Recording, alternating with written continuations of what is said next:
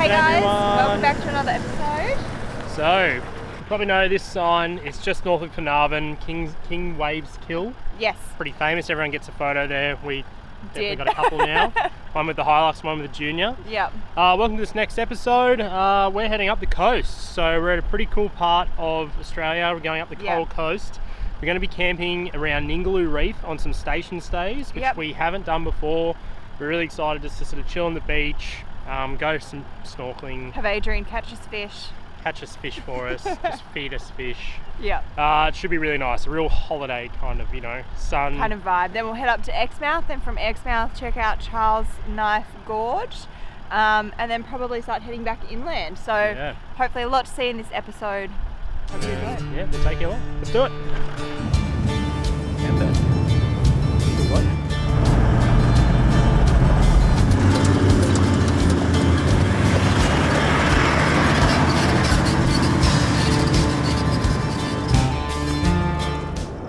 We started heading north up the coast of WA.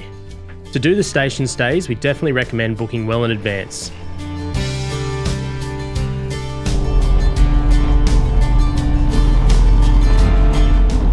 The beauty of these station stays is that you can get a site right in the beach, with Ningaloo Reef literally just off the shore, making it some of the most accessible and beautiful snorkeling you can do in Australia.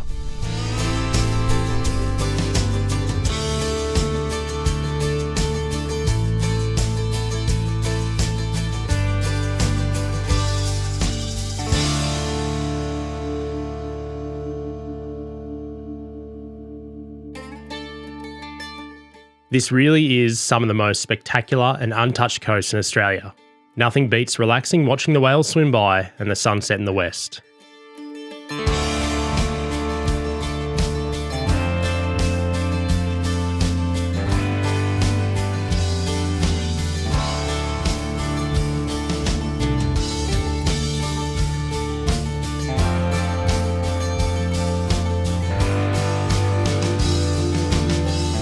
We have set up camp at Marura Station. I don't know if I'm pronouncing that right. I asked Adrian how to say it and no one really gave me. Anyway, so we're at a station which is south of Coral Bay. We're here for 2 nights. We got in last night. We didn't really do any filming because nothing really happened. You have to book all of these campsites online. It's $8 per person per night, so fairly cheap, but there's no facility, so you need to bring a chemical toilet and take everything out with you. Last night was a pretty good night. The wind did pick up and it's been pretty breezy today, but the sun is still hot, so we're going to head back down to the beach and maybe go for a little swim. Probably can tell I have something to say. Tell you what, one thing on the west coast, beautiful coastline, love it, water and everything, beautiful, beautiful, everything. Man, I tell you what wears thin is the wind. It is windy here. Adrian, what do you reckon? Very windy. Windy. Okay. It's just windy. But I mean, it's alright, it's still beautiful. It's done. It is, but I swear when we were in 2019 it wasn't as windy. No, I think, we got lucky maybe. Maybe it's just a bad season for wind because apparently in summer on the west coast it's windy. Oh, well, yeah. Every summer's apparently. Practically horrific. You can't even do anything up the west coast. Yeah. Anyway, crazy. so Go to the east coast. No, I'm kidding. Too many people there. We are heading up to Ningaloo Station tomorrow, so we're hoping that our camp there is more on the beach. Here we're kind of separated by a dune system and the road, so not exactly what we were hoping for here, but it's been nice enough to chill out.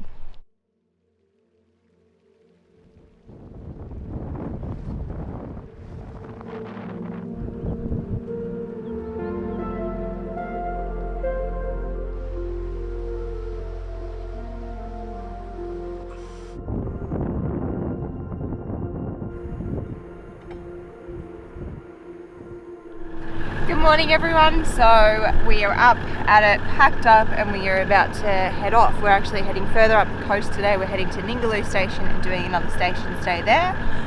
So really excited about this one. We've heard a lot about Ningaloo ever since we went through in 2019. So first up we need to go dump our dunny, which is going to be an experience. We've only dumped one out of a caravan before, or out of a van. So it's going to be a good time. It's going to be a good time. Dumping our dunny. Oh yeah, figure it out. Oh, I'm glad we used it this trip and Because this we is pretty brought much it. like the reason we bought it. Yeah. Was for this part of the west coast. So it's a bit of a pain to carry because it obviously takes up so much room. But yeah, it's a good option to have. It is. It's pretty amazing that we can fit in the build out. I think it's we pretty would have cool. so much more storage if we didn't. Yeah, well, I think it's called Project Overland. Like gives you the option. Yeah. I mean, it's either storage or you can fit the dunny. Yeah. It's pretty good. But at this station, you can hire them. So I think it's $10 a day. They do a discount for if you stay over, I think it's 4 to 7 days, you'll get a discounted rate. And then you put down a $50 cash deposit that they will give back to you if your toilet is clean when you return it. So if I knew that was an option, we might not have brought it. But going up to Ningaloo, I'm not sure if they have the same kind of policy up there. We started on our journey to Ningaloo Station by first stopping in Coral Bay for a few supplies. After that, there is a four-wheel drive track from Coral Bay called the Carbodia Ningaloo Road, which is four-wheel drive only. This track runs along the coast up to Yardie Creek. It's worth checking conditions of Yardie Creek as it changes constantly. Start of the track now, so as always we are dropping our air a bit just for a more comfortable ride.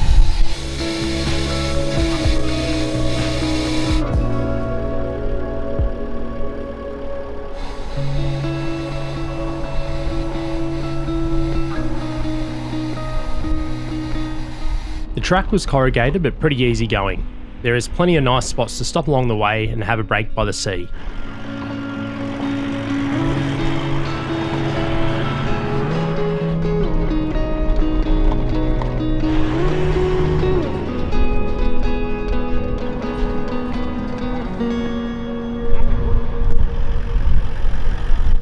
So we have just pulled up to camp. This is South Lefroy Bay at Ningaloo Station. We are camped right on the beach, and that was just by potluck. I just picked this site because it was available, and this is where we are. It's pretty windy, which isn't ideal obviously, but it's not too bad, it's doable. So we'll set up camp. There's actually just a few vehicles over here bogged, so Matt and Adrian have just gone to see if they need a hand. We might pull someone out before we set up, but yeah, this is pretty cool. Kind of wish we spent 2 nights here rather than 2 nights at the other place, but oh well.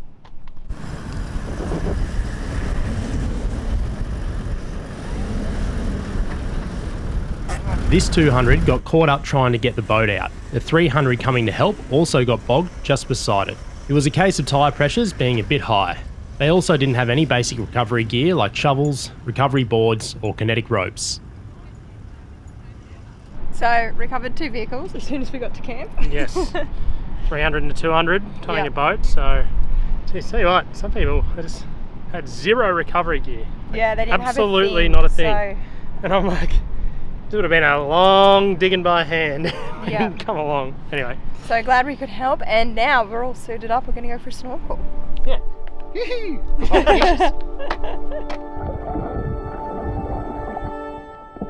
Being able to walk straight off the beach into the reef like this is something really special. The water temperature is beautiful and you can get in one end of the beach and let the current take you over the reef. Adrian and Ellen remarked that this was their favourite experience on the whole trip.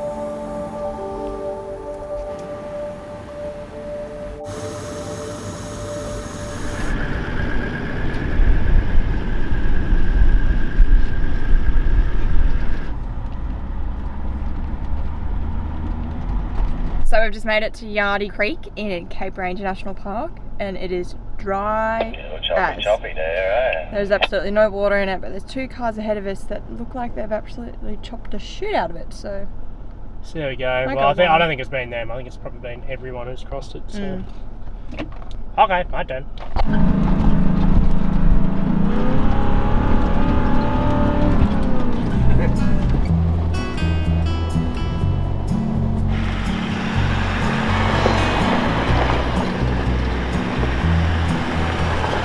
After going through Exmouth, we started heading to Charles Knife Gorge Road. But before that, we checked out Shot Hole Canyon Road. We had no expectations for this, but were pleasantly surprised. It's definitely worth a look if you're in the area.